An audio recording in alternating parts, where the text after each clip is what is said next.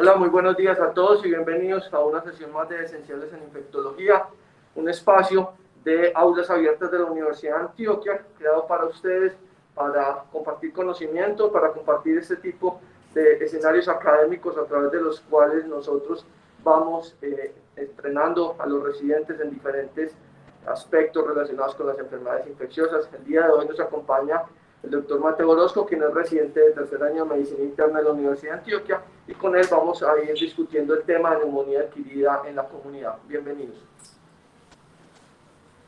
Muy buenos días. Bueno, vamos a hablar de un tema que es muy interesante y digamos que es extremadamente importante que todos los médicos, no solamente los que nos encargamos a la medicina interna, sino en general toda la población del área de la salud, tengamos un conocimiento actualizado y sobre todo tengamos medidas prácticas a la hora de enfocarnos a un paciente que pueda tener una neumonía adquirida en la comunidad.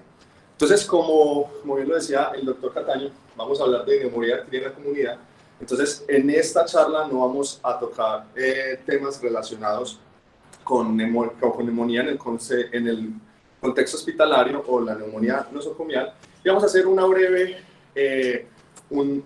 aclaración respecto a lo que antes conocíamos como neumonía asociada al cuidado de la salud. Tampoco vamos a hablar de los contextos especiales de los pacientes que tienen neumonía y que son inmunosuprimidos. Tampoco vamos a mencionar la neumonía secundaria a los pacientes con COVID, que es otro tema para otra charla. Entonces vamos a hablar un poco sobre la neumonía adquirida en la comunidad y vamos a empezar con una breve introducción mencionando que es de vital importancia que tengamos en cuenta esta patología porque sabemos que representa a nivel mundial la sexta causa de muerte por todas las causas, siendo la primera causa de muerte por enfermedades infecciosas.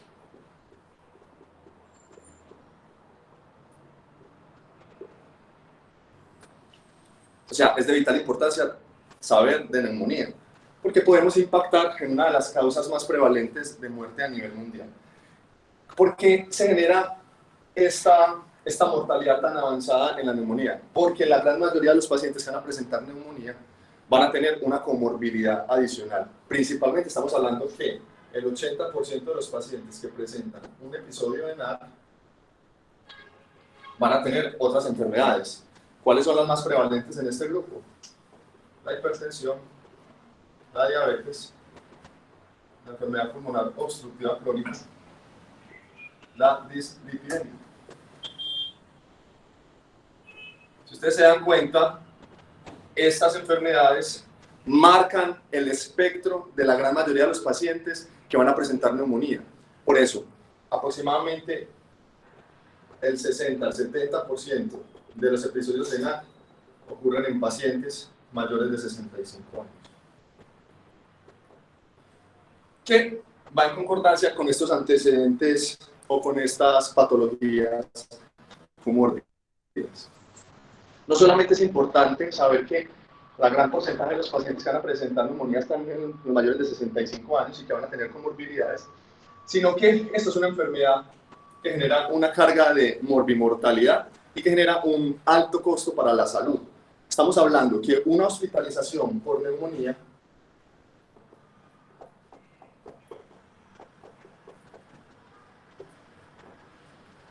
aumenta los costos en un 25 o 25 veces más que si este paciente con neumonía se trata de manera ambulatoria. Estamos hablando de miles de millones de dólares. Se habla que anualmente en Estados Unidos 9.000 millones de dólares son destinados solamente a la atención de los pacientes con neumonía.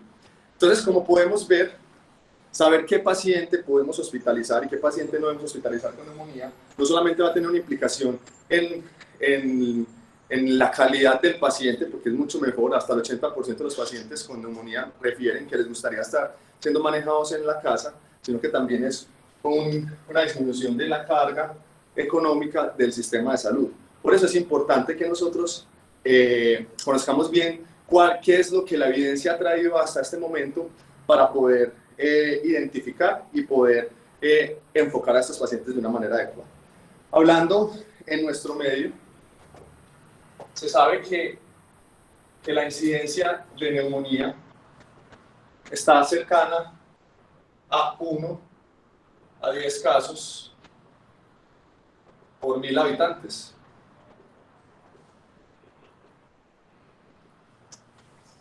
Por 1000 habitantes año, siendo una de las enfermedades y uno de los motivos de consulta y de hospitalización más frecuentes en nuestro medio. Teniendo en cuenta todo esto, es importante saber que la neumonía ha cambiado y su bagaje ha cambiado a partir como de las distintas épocas del ser humano. Pero desde 1901, cuando Osler dijo que esta era la enfermedad aguda más grave y más mortal, ha venido cambiando su espectro, no solamente de los microorganismos que la generan, sino de nuestro enfoque diagnóstico. Entonces, ¿por qué a una persona le da neumonía?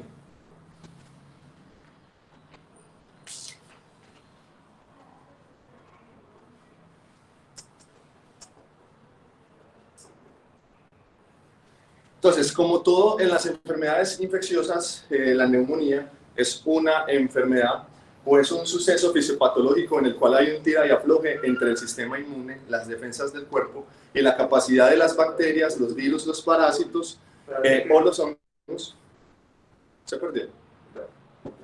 Para lograr vencer estas bacterias. Entonces vamos a tener un balance que va a estar dado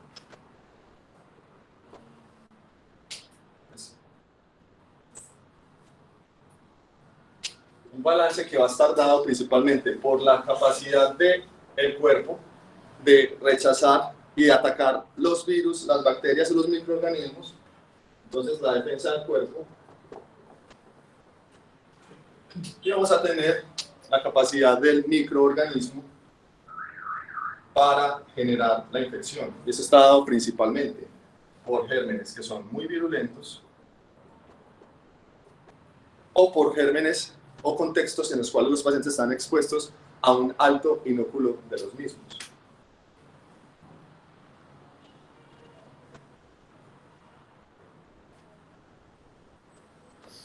Con respecto a las defensas, nuestro tracto respiratorio está diseñado para evitar al máximo la entrada de microorganismos y está dado principalmente o en todo su espectro desde la nasofaringe hasta el tracto respiratorio inferior o las vías pues, de conducción respiratoria.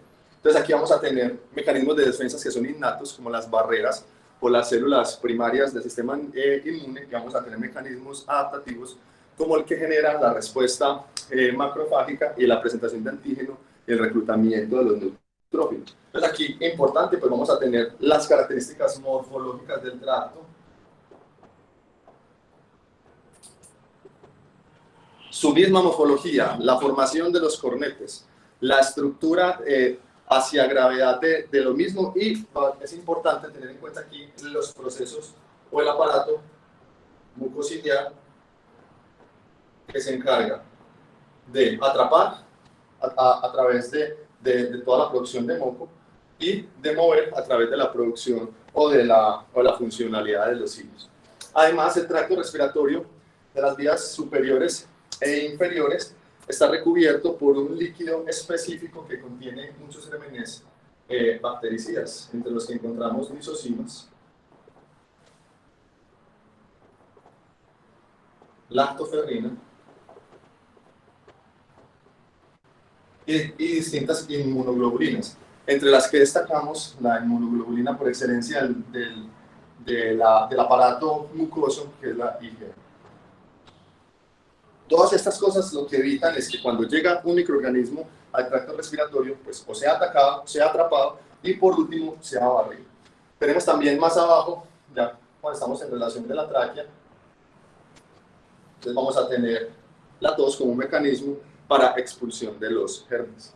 Cuando vamos llegando a las terminaciones o a los bronquiolos terminales, pues vamos a tener ya en la relación con los alveolos un sistema o un líquido alveolar, que este líquido alveolar va a estar formado principalmente por el surfactante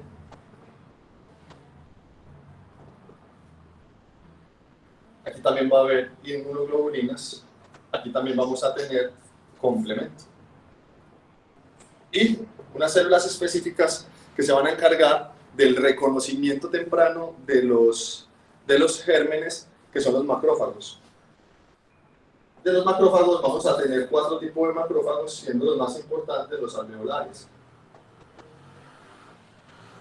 Pero vamos a tener también los alveolares, los intersticiales, vamos a tener las células dendríticas y vamos a tener los intravasculares. Sin embargo, los que van a mediar la respuesta inflamatoria del huésped van a ser los macrófagos alveolares, como las células que van a presentar los antígenos y que van a desencadenar la cascada inflamatoria que en últimas va a generar este virus o este microorganismo que sea virulento, que tenga un inóculo elevado.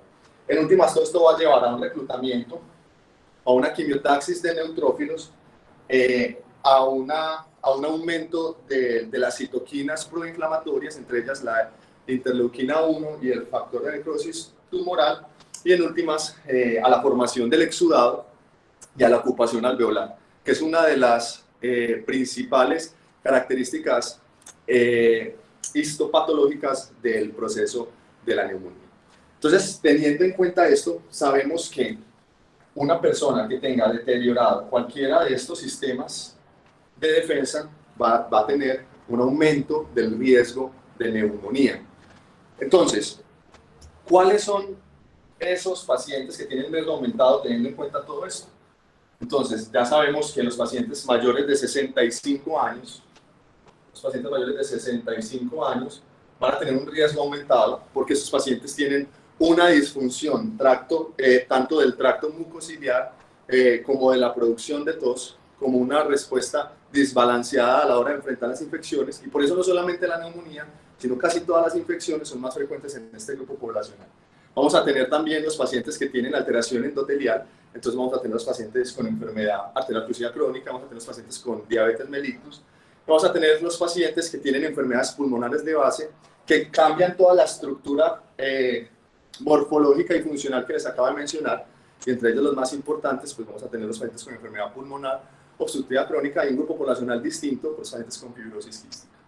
Factores de riesgo posicionales, pues el principal es el cigarrillo, porque no solamente altera morfológicamente la estructura, sino también la quimiotaxis de los neutrófilos, altera la producción y la funcionalidad de los macrófagos, y en últimas favorece a infecciones por gérmenes mucho más virulentos. Y como sabemos, pues los pacientes que tienen inmunosupresión por cualquiera de las causas, sea por una enfermedad adquirida como el VIH, o sea por efectos secundarios de los medicamentos que usamos, estos pacientes también van a tener no solamente una respuesta alterada al procesamiento y a la interpretación de los microorganismos que llegan al tracto respiratorio, sino que también son más propensos a infectarse por otras bacterias distintas y por otros gérmenes que a la población en general inmunocompetente no afectan, entre ellos pues los hongos oportunistas y cierto tipo de parásitos distintos. Teniendo en cuenta esto y sabiendo que la neumonía afecta a un grupo poblacional que es muy amplio, porque sabemos que los pacientes con comorbilidades es el grosso de pacientes que podemos ver en un hospital, y que hay un riesgo aumentado dependiendo de estos factores de riesgo, pues vamos a tener que tener en cuenta un enfoque práctico del paciente con neumonía. Para poder enfocar un paciente con neumonía necesitamos definir qué es neumonía adquirida en la comunidad. Entonces vamos a desglosar primero el término adquirida en la comunidad para centrarnos en el término de neumonía. Entonces el término adquirida en la comunidad, pues como su nombre lo indica, es una enfermedad que se adquiere por fuera del entorno hospitalario. Entonces tenemos a los pacientes que están por fuera del hospital,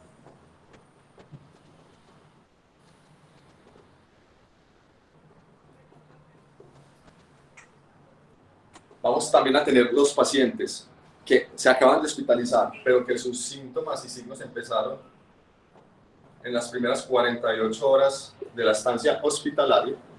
Y vamos a tener también pacientes que esto va a depender de donde uno lo lea, pues van a decir que el paciente debe cumplir con al menos que no haya estado hospitalizado en el último mes, o en algunos textos en los últimos 3 meses. Cuando el paciente está hospitalizado y desarrolla la neumonía después de 48 horas de la hospitalización, estamos hablando que el paciente tiene una neumonía nosocomial, ¿cierto? Y esta puede ser asociada al ventilador o no. la ventilación mecánica. Hasta hace unos años, ¿cierto? Cuando uno revisa la literatura del 2013 o 2014, la última guía que salió es la ITSA del 2019, había un término que se usaba, que fue descrito como en el 2005 y que se apropió por la ITSA en el 2007, que es la neumonía asociada a los cuidados de la salud, para referir a un grupo de pacientes que tenían supuestamente un riesgo aumentado de enfermedades resistentes, por gérmenes resistentes. Y esos pacientes eran los que no estaban hospitalizados, pero que estaban en contacto directo con personal de la salud o con dispositivos de asistencia médica. Los que se encuentran en los hogares de cuidado, pues como enfermería o las hospitalizaciones en casa, donde también tenemos los pacientes en diálisis, y donde tenemos los pacientes que también se incluían los pacientes en hogares geriátricos, donde había algún tipo de cuidado adicional distinto al cuidado pues ambulatorio de una casa. Esto se siguió porque la idea de las definiciones en una enfermedad es poder generar un cambio en el tratamiento. Y es claro que este grupo poblacional no generó un aumento cuando se trataban, no se generó un aumento o no se vio un aumento de la prevalencia de enfermedades asociadas a gérmenes multidrogorresistentes, contrario a lo que se pensaba, y se vio que la prevalencia de estas enfermedades o de estos gérmenes era similar tanto en el grupo de pacientes tratados ambulatoriamente como en el grupo de pacientes cuando se les daba la definición de asociados al cuidado de la salud. Es por eso que este grupo poblacional salió o esta definición salió de las actuales definiciones que tenemos de neumonía adquirida en la comunidad y de general de neumonía. Entonces tenemos que los pacientes con neumonía son las definiciones que le dimos, nosocomio o nosocomiales cuando están más de 48 horas hospitalizados, y que los pacientes que están en el hogar geriátrico, dializados y todo, pues van a tener el mismo riesgo de enfermedades por gérmenes resistentes que los que tenemos usualmente en la adquirida en la comunidad. Y cuando vamos a hablar de neumonía, entonces la definición más básica es una infección del parénquima pulmonar, ¿sí?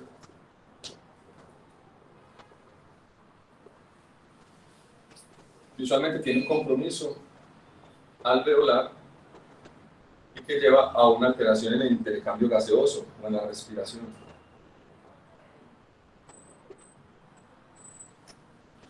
La neumonía no solamente es de bacterias, entonces aquí se incluyen todos los microorganismos que la pueden generar. Entre ellas tenemos las bacterias, los virus, los hongos, los parásitos. ¿Cuál es la importancia de definir que un paciente tenga neumonía? Pues que el pronóstico cambia, porque cuando hay solamente una inflamación del tracto respiratorio del parénquima, estamos hablando de una neumonitis. La neumonía es una neumonitis, es una inflamación del tejido secundario a un proceso infeccioso, porque sabemos que existen inflamaciones del tejido pulmonar del parénquima, químicas por broncoaspiración, que no necesariamente se asocian con un proceso inflamatorio. ¿Qué es importante tener en cuenta? Que hasta hace más o menos una década se creía que el tracto respiratorio era un órgano estéril, que no tenía, sobre todo el tracto respiratorio inferior, era un órgano estéril que no tenía microorganismos. Sin embargo, pues cada vez hay más evidencia por secuenciación de ADN y por secuenciación de las estructuras de estos microorganismos, que nuestro tracto respiratorio no es tan estéril como pensábamos, y que parece ser que también juega un papel fundamental en el proceso fisiopatológico. Entonces, se sabe que en el tracto respiratorio de los seres humanos tenemos microorganismos anaerobios, entre los que destacan la prebotela, y vamos a tener también unos streptococos microaerofílicos. ¿Cómo se dice? Microaerofílicos, gracias. Se cree también que parte de este proceso de la formación de la neumonía es un desbalance entre la microbiota pulmonar y los gérmenes nuevos que llegan. Entonces, por eso es importante saber que estos gérmenes que tienen nuestra microbiota pueden ser también los que explican procesos de neumonía en los cuales no hallamos un microorganismo causal, que ya vamos a ver cuál es. Espérate, Un aspecto muy relevante que quiero hacerles énfasis en este punto en particular tiene que ver con fisiopatología y con esto tan importante que nos acaba de decir Mateo y que tiene que ver con la forma como hemos ido cambiando la definición de neumonía y cómo hemos ido encontrando la verdadera flora del cuerpo humano. Esto ha venido cambiando de manera dramática en los últimos años a partir de la secuenciación del ribosoma 16S, porque nos permite determinar nuevas especies bacterianas que antes desconocíamos o que eran clasificadas en una taxonomía completamente diferente y que finalmente nos damos cuenta que sí corresponden a verdaderos patógenos y que incluso hacen parte de la flora y que en un momento de desbalance pueden generar enfermedades. Entonces, una de las cosas importantes que les decía Mateo al principio en la fisiopatología era cómo el tracto respiratorio tiene unos mecanismos de defensa propios de él y cómo a partir de ello tenemos un sistema inmunológico que protege nuestras vías respiratorias, principalmente inmunoglobulina A, y que esta se ubica en las mucosas, mismas mucosas donde hay unas vellosidades que llamamos cilias, que lo que hacen es filtrar la forma como están entrando diversas sustancias a través de la vía respiratoria nasal y a través de la vía oral. De esta manera, estas cilias logran atrapar en esta mucosidad normal una serie de compuestos potencialmente tóxicos para las vías respiratorias bajas, protegiendo entonces y generando un primer mecanismo de defensa frente a todos estos patógenos externos. Pues bien, muchas personas terminan siendo colonizadas por diferentes patógenos allí y el sistema inmunológico se encarga, bien sea de contenerlos o de eliminarlos, pero muchas personas están colonizadas. Entonces, llega una infección respiratoria viral, llega un virus, póngale el nombre que quiera a ese virus, y lo que hace es como si le pegara una motilada a las vías respiratorias y no permitiera entonces que todas estas cilias y estas vellosidades que son móviles permitan el atrapamiento de todas estas toxinas, facilitando entonces que tanto estos microorganismos comensales o que están colonizando la vía respiratoria, más los nuevos que ingresan, lleguen a las vías respiratorias inferiores, facilitando nuevamente una colonización y una posterior infección, dependiendo de cómo se esté comportando el sistema inmunológico del paciente. Pues bien, muchos de estos patógenos provienen de la flora normal de la boca y los senos paranasales y llegan a colonizar las vías respiratorias en sus diferentes segmentos. Posteriormente, cuando el paciente tiene una noxa, llámese esta noxa inmunosupresión, llámese un accidente, llámese una herida, etcétera, lo que ocurre aquí es que todos estos patógenos que estaban colonizando se convierten ahora en verdaderos oportunistas, produciendo entonces ya la enfermedad neumónica como tal, de la cual vamos a hablar más adelante. Pero lo que quiero señalarles aquí es cómo es el mecanismo por el cual nuestros propios patógenos, muchos de ellos que hacen parte de la flora de la boca y senos paranasales, logran acceder aquí y cómo estos patógenos finalmente terminan produciendo daño, produciendo patología a partir de la disregulación del sistema inmunológico y de la forma como los virus se potencian con las bacterias para enfermar a un ser humano.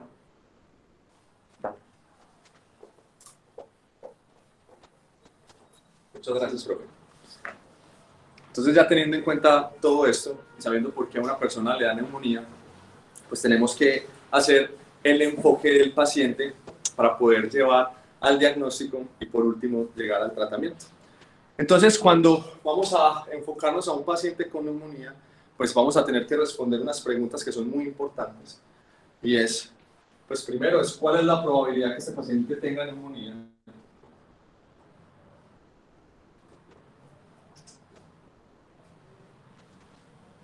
Segundo, estos que tienen una probabilidad alta, ¿cómo les hago el diagnóstico?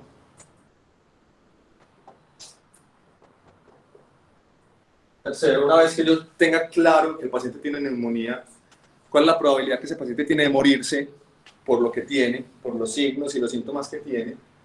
Entonces es como determinar la probabilidad de mortalidad, porque con la probabilidad de mortalidad voy a saber si este paciente yo lo puedo manejar ambulatoriamente o si lo tengo que hospitalizar. Lo cuarto es, a estos pacientes que voy a hospitalizar van a requerir una unidad de altos cuidados, una unidad de cuidados intensivos o no. Entonces lo tengo que trasladar para la UCI.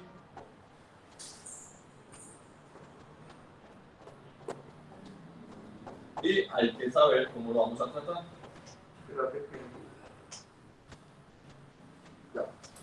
¿Cómo vamos a tratarlo? ¿Ok? Con base a todo lo que tenemos, y esto nos va a permitir hacer un enfoque muy guiado. Entonces vamos a empezar primero con la probabilidad de estos pacientes. Entonces, lo grande que quiero que nos debemos hoy es que no existe ni una prueba de laboratorio, ni cosas al examen físico que nos haga el diagnóstico certero de la neumonía. Por eso es importante hacer una suma de tanto de los hallazgos del interrogatorio, los hallazgos al examen físico y los hallazgos imaginológicos. Entonces, voy a decir varias cosas que son importantes tener en cuenta. Lo primero, los pacientes con neumonía están enfermos. Entonces, si usted encuentra un paciente que no tenga alteración en sus signos vitales, o sea, que no tenga ni taquicardia,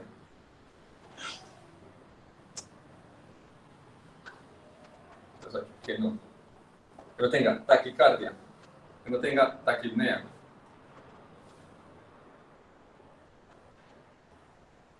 y que no tenga fiebre, estamos hablando de menos de 100 latidos por minuto, menos de 30 respiraciones por minuto, y una temperatura mayor de 37,8. Estos pacientes que no tienen ninguno de estos hallazgos tienen una probabilidad de tener neumonía menor del 1%. Entonces,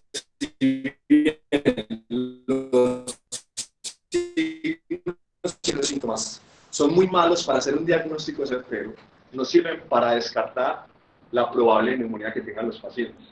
Esto es basado en el estudio más clásico que uno encuentra en el libro de Hamas sobre el razonamiento del examen físico de un estudio publicado en el 97, en el cual, con base en los hallazgos de muchos estudios observacionales, determinaron que la mayoría de los pacientes con neumonía tenían al menos una alteración en alguno de los signos vitales.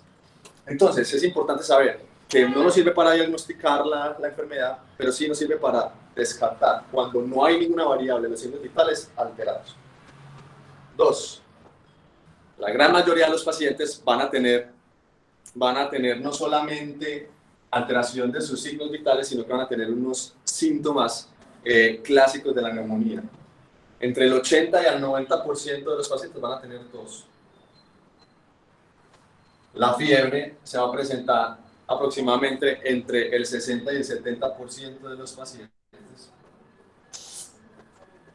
La disnea se puede presentar en aproximadamente el 60% de los pacientes. Esta tos es productiva en el 60% de los pacientes, la tos se presenta en el 90% y la tos es productiva en el 60%. Los pacientes van a presentar no solamente síntomas pulmonares, sino que también pueden presentar síntomas extrapulmonares, entre los que destacan principalmente la fatiga, la hiporexia, pueden presentar también escalofríos sin estar en el contexto de una bacteriemia, y pueden presentar síntomas generalizados, sobre todo según el tipo del diagnóstico etiológico de la neumonía, entre los que destacan compromiso del tracto respiratorio superior, compromiso osteomuscular, artritis, artralgias, y también puede presentar diarrea. Entonces, nuevamente, estos síntomas y signos son muy inespecíficos de la enfermedad. Y los LR de todos estos síntomas, pues están entre 1 y 3. Sabemos que si bien se asocian con la enfermedad, pues no nos permiten discriminar entre pacientes que la tienen y no. Con respecto a los signos, estos aumentan un poquito la especificidad y vamos a tener los signos clínicos de consolidación, que si bien son específicos de la neumonía, pues ocurren en menos del 10% de los pacientes. Y estos pues tenemos los que nos enseñan en semiología, los que destacan la egofonía, la pectoriloquia, el frémito, y hay uno muy importante que es la diferencia entre la excursión torácica del lado que está comprometido con la neumonía, que digamos que es que el que tiene el LR mayor, sin embargo, se presenta en menos del 3% de los pacientes. Y este LR llega a ser significativo porque es cercano al 10%. Entonces, es importante tener esto en cuenta, porque si bien son signos que ocurren muy esporádicamente, si uno los encuentra, pues esto lo puede ayudar mucho. Dado a que estos signos y síntomas son inespecíficos de neumonía, las definiciones de la gran mayoría de las guías y de los textos guías establecen que para hacer el diagnóstico de neumonía no se puede basar solamente en los signos y en los síntomas de los pacientes, sino que se necesita una imagen en la cual se confirme que el paciente tiene un compromiso alveolar o del parénquima pulmonar. Clásicamente, la imagen de elección ha sido la radiografía del tórax, en donde no solamente la consolidación es un signo de neumonía, sino también los infiltrados, tanto alveolares como los infiltrados intersticiales, o como el reforzamiento de los cilios pueden explicar y comprometer y dar a entender que el paciente tiene una neumonía. La neumonía clásica es la que se describió en los pacientes que tenían neumococo, y esos pacientes, la gran mayoría de las consolidaciones son explicadas por infecciones neumocóxicas. Sin embargo, no todos los pacientes que tienen infecciones neumocóxicas van a hacer consolidación.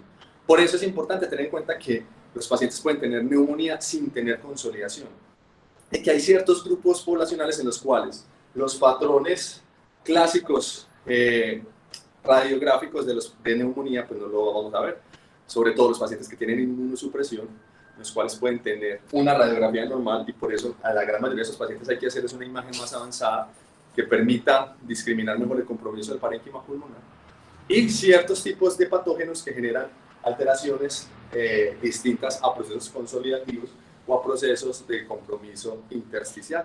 Entre ellos, pues destacan los gérmenes atípicos, y el clásico de ellos siempre ha sido el Mycoplasma pneumoniae. Sin embargo, es importante saber que hasta el 40% de estos pacientes con micoplasma van a tener una neumonía igualita a una neumonía por neumococo, o sea, con consolidación. Entonces, aquí entra una cosa muy importante, y es que todo paciente necesita una imagen para poder hacer el diagnóstico de neumonía. No nos podemos quedar solamente que tiene tos, que tiene disnea y que tiene fiebre. Hay que descartarla, porque muchas otras enfermedades pulmonares también pueden generarlo. Pacientes con EPOC, exacerbaciones infecciosas de la EPOC que no necesariamente sean neumónicas, pacientes que tienen bronquitis aguda, que el sustrato fisiopatológico es completamente distinto. Ahora bien, si usted llega y el paciente tiene un cuadro muy sugestivo de neumonía, usted hace la radiografía y la radiografía es normal, previamente se recomendaba repetir la imagen en 2 a 3 días, como esperando que el proceso fisiopatológico llevara a un proceso de consolidación. Sin embargo, esto ya no se recomienda, sino que si uno tiene la opción, lo ideal sería hacer una imagen más avanzada, y en estos pues estamos hablando de un proceso, de una tomografía, porque la tomografía permite discriminar de una mejor manera el compromiso pulmonar y detectar hasta un 25% de los compromisos radiográficos que no se ven en la radiografía, los puede detectar la tomografía, aumentando el proceso diagnóstico de los pacientes con neumonía. Muy bien, entonces, como estamos viendo que los pacientes no hay ningún signo ni síntoma que determine el diagnóstico de neumonía, aquí el ojo clínico y la sospecha diagnóstica es muy importante. Entonces, recordar cuáles son los factores de riesgo para que el paciente tenga neumonía, y en última, si un paciente, ustedes lo ven enfermo, que tiene alteración de sus signos vitales, que tiene alguno de los hallazgos que mencionamos. Se ha mencionado la hemoptisis ocurre en menos del 15% de los pacientes, sin embargo hay que tenerla en cuenta. todo paciente con síntomas respiratorios, síntomas sistémicos y alteración de los signos vitales, uno debería descartar el diagnóstico de neumonía haciéndole una imagen pulmonar, que confirma el diagnóstico cuando uno tiene las tres variables, tanto síntomas, signos y una imagen compatible con neumonía.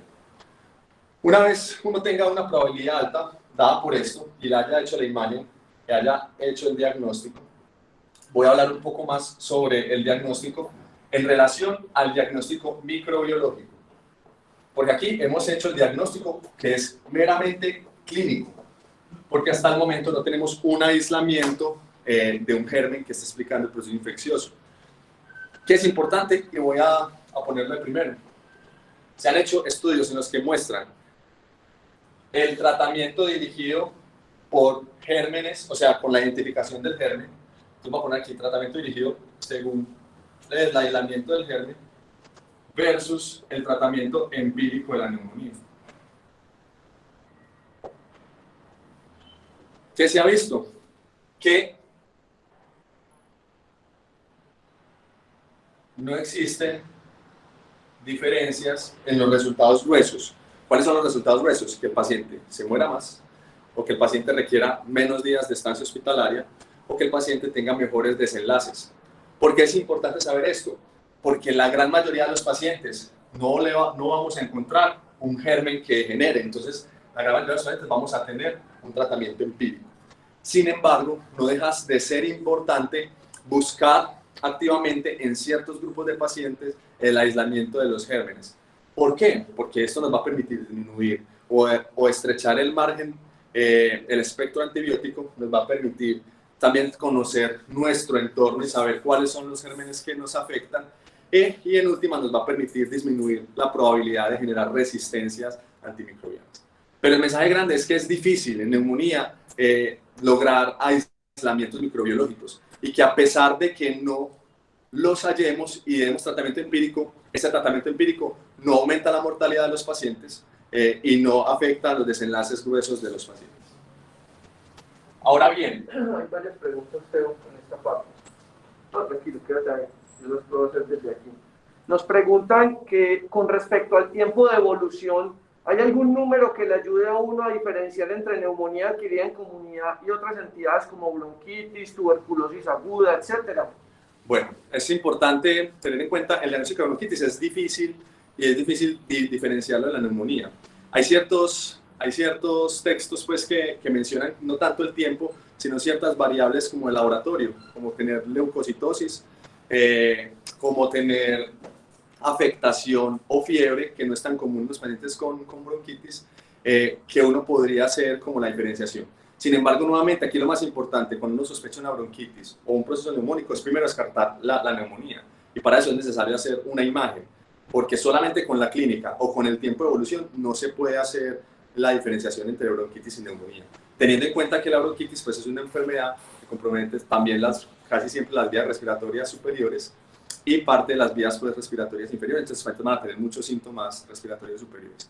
Y con respecto a la neumonía por tuberculosis, es muy importante porque, como ya íbamos a hablar de los microorganismos, aquí se hizo un estudio muy grande en el 2007 por el doctor Lázaro Vélez y muchos neumólogos, entre ellos el doctor Montufa y los doctores Ortega, en el que se evaluó multicéntricamente en varios hospitales de Medellín la prevalencia o las características etiológicas de la neumonía. Se encontró en el 66% de los pacientes un diagnóstico etiológico, teniendo en cuenta que lo buscaron activamente. Y entre ellos, la tuberculosis fue el 2.9% de los pacientes que tenían una neumonía por tuberculosis. Entonces, si bien es un diagnóstico difícil, uno usualmente no sospecha que un paciente con neumonía aguda pueda tener tuberculosis. En nuestro medio, uno siempre debería pensarlo. Y que es, digamos, y por eso la guía colombiana recomienda que a sus pacientes se les haga vaciloscopias, así no lleven más de 15 días. Que lo ayuda a uno a pensar. La gran mayoría de los pacientes con neumonía por tuberculosis tienen neumonía del lóbulo inferior. Y lo otro importante es que sí, los pacientes usualmente pueden debutar agudamente, pero usualmente los síntomas son mucho más larvados. No sé, sí. Dado el amplio repertorio de agentes asociados a la neumonía, ¿qué preguntas epidemiológicas claves hacen para tratar de pensar en diferentes agentes etiológicos, por ejemplo, zoonosis, o cómo abordan esto? Bueno, esa es una muy buena pregunta, y en la gran mayoría de los textos, guías y en las revisiones que uno ve en neumonía hay una tabla siempre en la que hablan de los factores de riesgo para distintas enfermedades. Y entre ellas, pues uno siempre tiene que hacer una anamnesis completa, ¿cierto? Como en todos los pacientes. Hay que preguntar si el paciente está en contacto con aves para descartar gérmenes atípicos como la Chlamydia psittaci, ver si está en contacto con murciélagos para ver si tiene oportunidad de infectarse con hongos como el histoplasma, ver si el paciente ha estado en contacto con roedores para ver si tiene riesgo de tener tularemia. Pues, o sea, digamos que hay ciertas enfermedades que uno sí pudiera asociar. Sin embargo, el mensaje grande es que esas enfermedades no son tan frecuentes, que la gran mayoría de los pacientes no van a tener estos contactos o estos nexos epidemiológicos. ¿Qué es lo importante a tener en cuenta?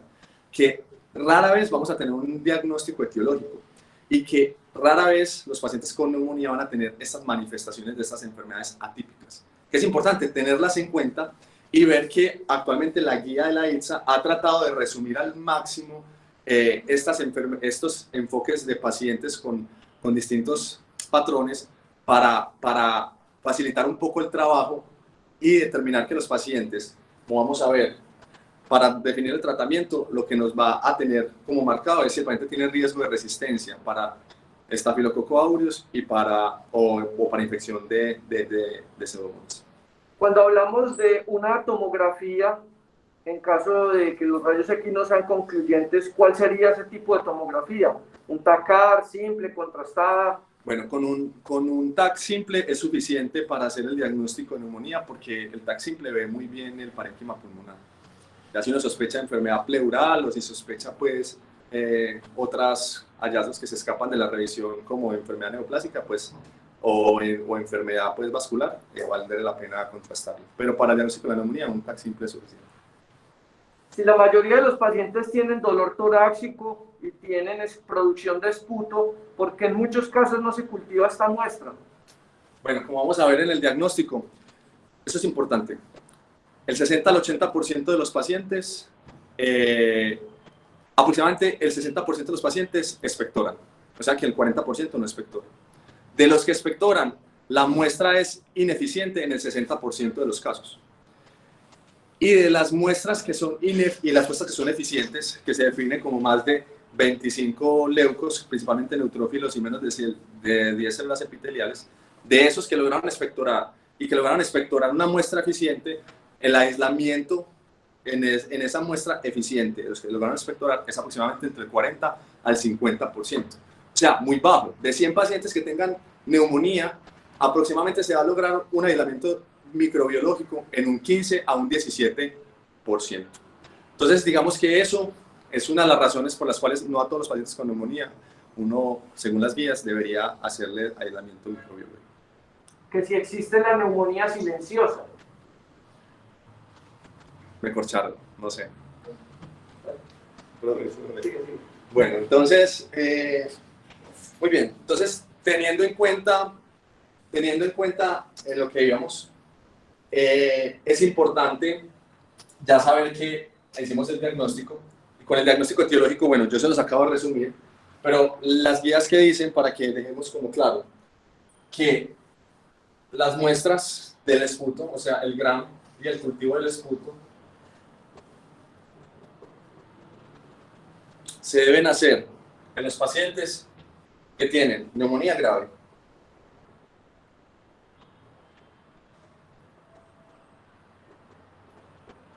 pacientes que usted le haya empezado terapia empírica para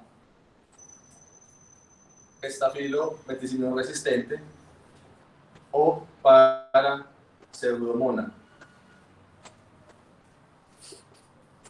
o aquellos que tengan factores de riesgo para estas enfermedades. Si ustedes miran las tablas, hay muchos factores de riesgo tanto para MRSA como para pseudomonas. Sin embargo, muchos de esos están basados en estudios muy pequeños y muy mala metodología. ¿Cuáles son los factores de riesgo que esta guía, la última, la del 2019, tiene en cuenta para estas dos enfermedades? Que el paciente haya tenido una infección previa por estas. siendo el principal factor de riesgo. Que el paciente haya usado antibióticos en los últimos 3 meses. No importa cuál, pero que haya usado antibióticos en los últimos 3 meses. Siendo estos los factores de riesgo para tener una infección por MRSA o por Pseudomonas aeruginosa. Entonces, esos pacientes son los que usted le va a hacer Gram sputum. Y a estos mismos son los que usted le va a hacer los hemocultivos. Porque los hemocultivos tienen muy mal rendimiento en los pacientes con neumonía, pero son muy específicos del germen que lo está causando. Entonces, el rendimiento está que van a salir positivos entre el 5 y el 12% de los casos. Pero si a usted le sale positivo, eso le da mucha información respecto. Si usted aquí aísla el estafilo, se aísla las pseudomonas, pues ya tiene el germen que le está causando la infección. Por eso se hace solamente en este grupo de pacientes. Y lo otro está los antígenos urinarios, que tenemos el antígeno urinario del neumococo y el antígeno urinario de la legionela. También para este grupo poblacional. Eso con respecto al diagnóstico microbiológico. Hay otras pruebas, como el lavado broncoalveolar que se hace a través de la fibrobroncoscopia, pero eso se reserva para casos de pacientes inmunosuprimidos en los cuales la sospecha diagnóstica es distinta. Muy bien. Ahora bien, para avanzar, vamos a hablar un poco sobre, una vez usted tenga el diagnóstico, sepa si le va a pedir o no las pruebas. Entonces, a los pacientes ambulatorios no hay que pedirles nada, solamente una radiografía de tórax para hacer el diagnóstico de neumonía. Una vez usted tenga el diagnóstico, lo más importante es determinar si el paciente va a estar o ambulatorio o hospitalizado. Y eso se hace calculando la probabilidad que el paciente tenga de morirse a 30 días. Y esta probabilidad de morirse a 30 días está dada por 2 escalas que han evaluado esa probabilidad de morirse. Una es el índice de Port o la que conocemos como el índice de gravedad de la neumonía, por sus siglas en inglés, PSI. Y el otro es el CUR 65, o su abreviación sin el CUR. Este mide 20 ítems. Fue validado a través de un estudio muy grande que se hizo en Inglaterra. Y el CUR 65, pues mira los ítems que, pues eso es un acrónimo. Mira la confusión, mira el MUN, mira la frecuencia respiratoria, la presión arterial y la edad. Esto lo clasifica uno pues como en PSI clase 1 hasta 5. Y este también te da un puntaje por cada uno de los números. Entonces está 1, 2, 3, 4 y 5 también. Las mortalidades, usualmente, de los pacientes que tienen un PSI entre 1 y 2 son menores del 3%. Del 3, cercana entre el 7 y el 8%. Del 4 es cercana al 20% y el 5 es cercana al 27%. Entonces vemos como un paciente con el mismo diagnóstico, que es la neumonía, puede tener una mortalidad menor del 3%, o una mortalidad cercana al 27%. Y el CUR 65 es muy similar. Los pacientes con un CUR 65 de 0 y de 1, pues la mortalidad va a ser menor del 3%.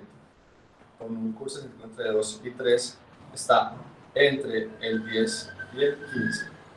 ¿Cierto? Y ya un CUR 65 mayor, que usualmente uno no lo aplica, pues puede estar también cercana al 27%. ¿Cuál usar? Es una muy buena pregunta. Y la guía de la ITSA se decantó en esta ocasión por usar el PSI, porque ellos, en los estudios que revisaron, evaluaron y se encontraron que esta escala predice mejor los pacientes de bajo riesgo. O sea, clasifican más pacientes como de bajo riesgo. ¿Qué es lo que buscamos? Tratar de que los pacientes los podamos calificar en bajo riesgo para mandarlos para la casa, para no gastarnos tanta plata, y que a pesar de que los califiquemos en bajo riesgo, no se nos mueran más. Y eso fue lo que demostró que hace el PSI. Sin embargo, también hay estudios que muestran que el CURP 65 predice mejor la mortalidad. Y como lo que buscamos es saber si el paciente nos va a morir más o no, muchos también recomiendan usar el CURP. ¿Qué es lo claro? Que este es engorroso. Eso no lo aprende nadie.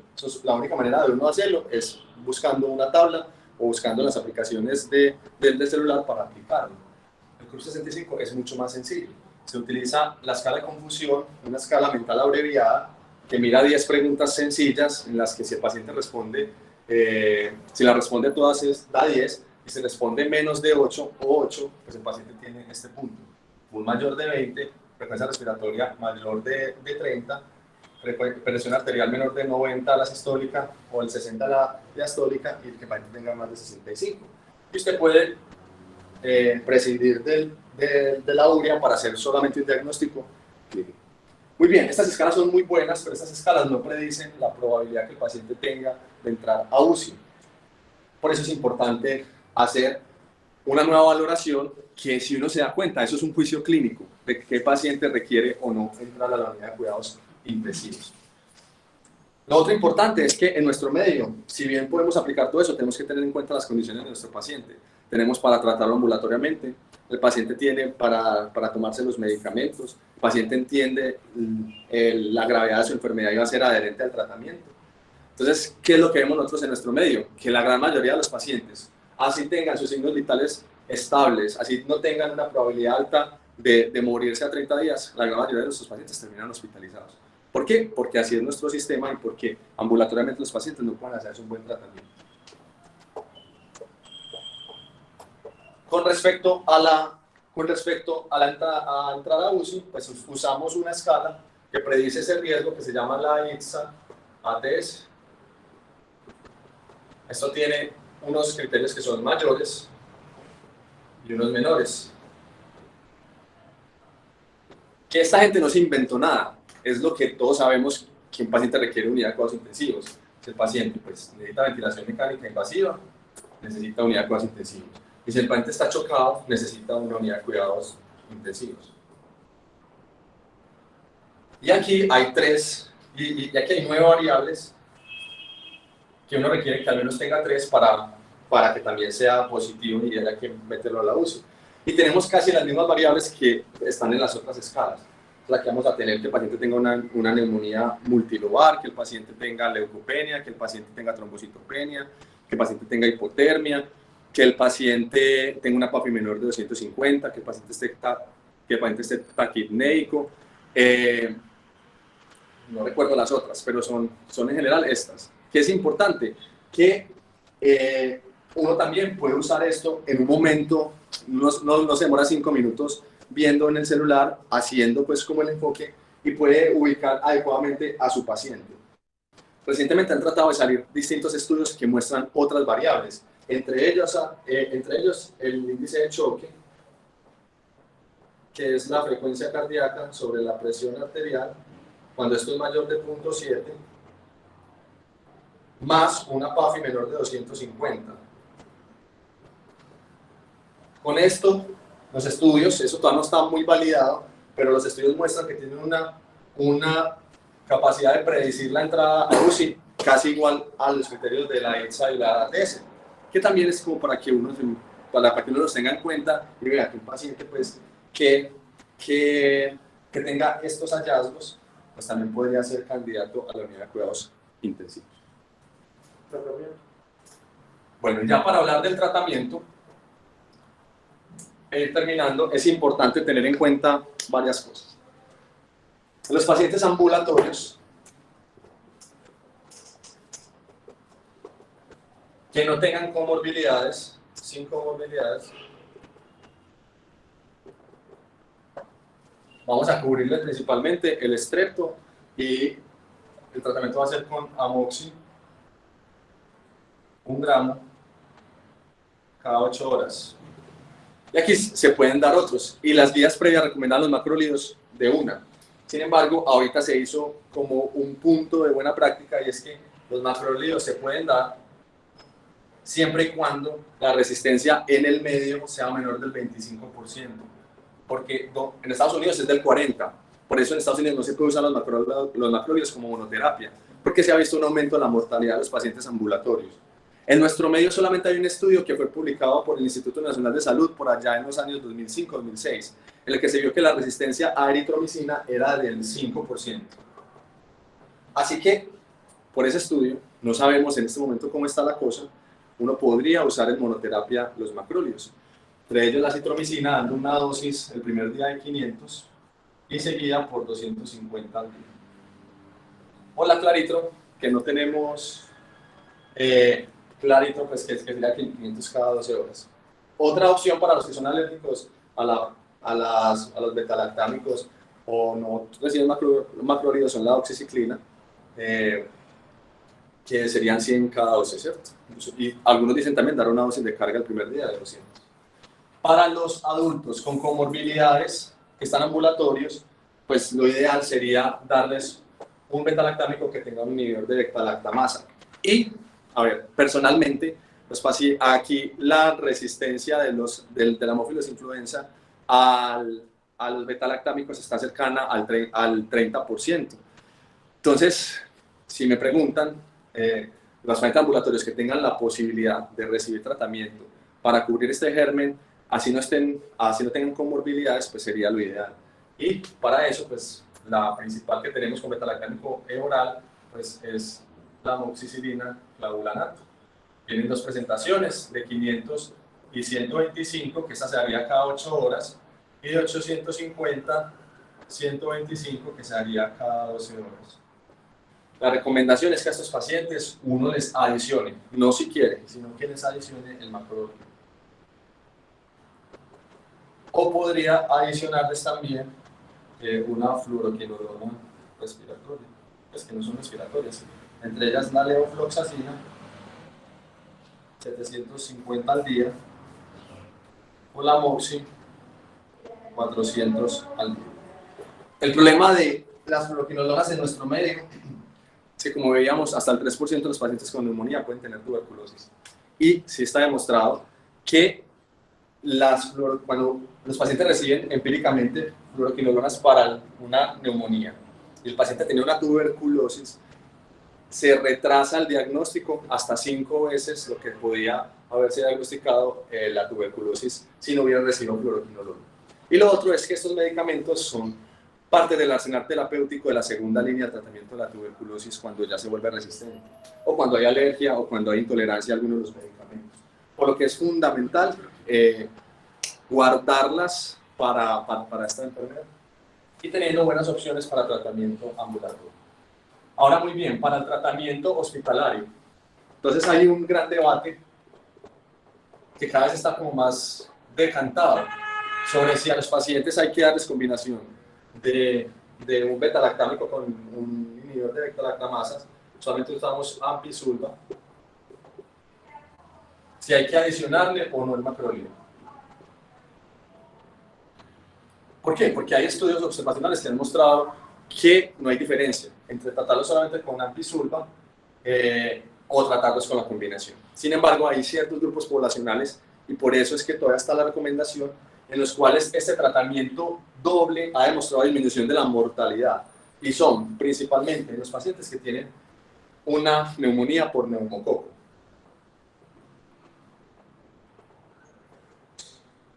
Los pacientes que tienen una NAC grave. Ahora bien, este es el principal agente que genera neumonía. No siempre vamos a saber si la tiene o no. Por eso, mi percepción humilde es que todo paciente hospitalizado debería tener la combinación de ampicilva, macrólido, a no ser que usted tenga un aislamiento microbiológico que le confirme que no es neumococo. Pero los pacientes con neumonía grave también está indicada la combinación porque ha demostrado disminución de la mortalidad. Eso teniendo en cuenta los pacientes que no tienen riesgo de estafilococo resistente ni de pseudomonas. En los que tienen riesgos, que yo ya se los mencioné, que son los pacientes que están muy graves, que hay que ponerles tratamiento para ellos, los pacientes que tienen o que ya tuvieron una infección previa por estos gérmenes o que han usado antibióticos en los últimos 3 meses, esos pacientes hay que ponerles tratamiento para cubrir estos 2 gérmenes. Y el tratamiento usualmente uno lo hace con el tratamiento para el estafilococo resistente, que es vancomicina o linezolid, ¿cierto? O uno pudiera dar también, pues, clinda. No se puede dar daptonicina porque se inhibe por el surfactante para tratamiento del meticilino resistente. Y para las pseudomonas, pues dar los antibióticos antipseudomónicos. Usualmente el más común es el piptazo, pero también no podría dar el cefepime. Se trata 110 días. Entonces, el tratamiento de la neumonía, la guía dice que se trate mínimo 5 días. ¿Por qué? Porque la mayoría de los estudios han estado hasta este momento. Cada vez hay más evidencia que entre menos se trate, si el paciente tiene en las primeras 48 horas de efervescencia de la fiebre, resolución de los síntomas, el paciente podría recibir de 5 a 7 días de tratamiento. Las terapias tan prolongadas, 10, 14 días, usualmente se reservan para pacientes que tienen infecciones graves, como los pacientes que tienen infecciones por el estafilo, que usualmente también están en el contexto de pacientes con bacteriemias, que por la bacteriemia se trataría más tiempo. Y los pacientes con gérmenes atípicos, que usualmente, clásicamente, se han dado tratamientos de 10 a 14 días. Pero en general, la neumonía se trata 5 a 7 días. Este paciente tuvo una buena respuesta clínica al inicio. Y esteroides.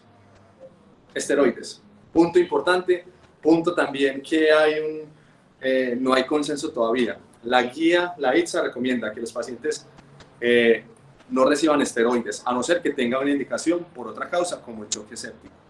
Sin embargo, hay estudios observacionales principalmente que muestran que los pacientes con neumonía grave, así no tengan choque séptico, hay una disminución de la mortalidad con el uso de los esteroides. Pero hay que tener en cuenta que los esteroides aumentan la estancia hospitalaria en pacientes con diabetes, que aumentan también otras probabilidades o favorecen otro tipo de infecciones, lo que a uno sí le deja como la duda de usarlos o no usarlos. Yo creo que solamente en los pacientes que tengan choque séptico. Por ahí vi una pregunta que decía que si tiene que ser intravenoso o oral. Entonces, si el paciente logra estas metas de 48 horas estar asintomático o haber mejorado mucho los síntomas, si el paciente, sus signos vitales se normalizaron, si el paciente tolera la vía oral, ese paciente hay que desescalarlo. Y la idea es darle tratamiento una vez usted ya haya terminado el tratamiento intravenoso, desescalarlo a oral, y el paciente puede ser dado de alta si tiene los signos vitales normales, si tolera todo eso, y puede irse para la casa. Una hospitalización por neumonía no es igual a 7 días hospitalizado, es igual a estabilizarlo, ponerle buen tratamiento, vigilarlo y ubicarlo bien en el lugar donde tiene que estar. Y la vacunación al final, a todos los pacientes hay que vacunarlos con neumococo y con influenza, que han demostrado que disminuye no solamente la probabilidad de hospitalizarse, sino la mortalidad. Entonces hay que vacunarlos. Sí, y si dejamos a Mateo aquí toda la mañana, seguramente va a tener tema que exponernos. La idea es que queríamos revisar aspectos relevantes de lo que es neumonía adquirida en la comunidad. Como ven, es un tema complejo, un tema largo, un tema denso, pero que la idea fue resumirle los aspectos más relevantes. Le agradecemos a Mateo por su participación y a todos ustedes por haberse conectado en la mañana de hoy. Recuerden que estos seminarios se están grabando y van a quedar en la página de YouTube de la universidad, en la sección de aulas abiertas, esenciales de infectología. Los esperamos en 8 días con una nueva sección de esenciales en infectología y nos vemos pronto. Muchas gracias por su asistencia.